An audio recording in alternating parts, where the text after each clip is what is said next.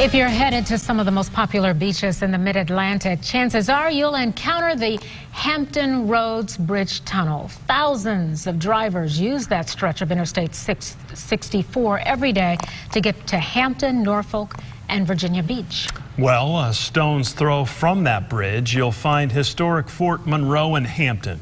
The former Army post played a major role in the Civil War, but it also served as the gateway to freedom for thousands of enslaved African Americans. In tonight's Hidden History report, Don Roberts shows us how at least one historian compares the fort to New York's famed Ellis Island.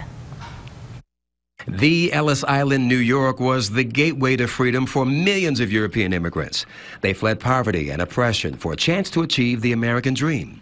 Well, one noted historian says there was another Ellis Island for African Americans. In 1619, a ship with about 20 African captives comes into the Chesapeake Bay, lands at Fort Monroe, which was then called Fort Algernon. It really started with three very brave young men, Frank Baker, James Townsend, and Shepard Mallory, who were enslaved men in the Hampton Roads area.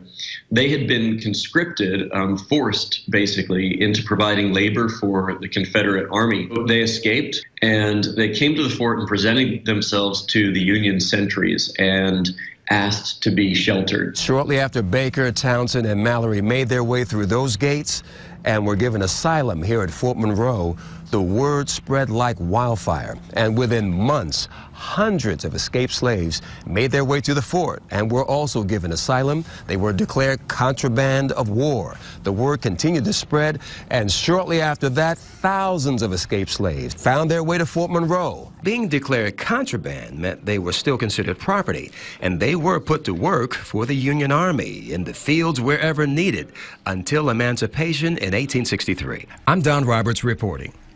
And we're told the park will recognize the contraband history with a week of activities in May, and Fort Monroe is planning to open a new visitor center in August. That center will pay special tribute to the contraband and Native American history and join in commemoration of the 400th anniversary of the arrival of the first Africans in the U.S. Very interesting. Yeah.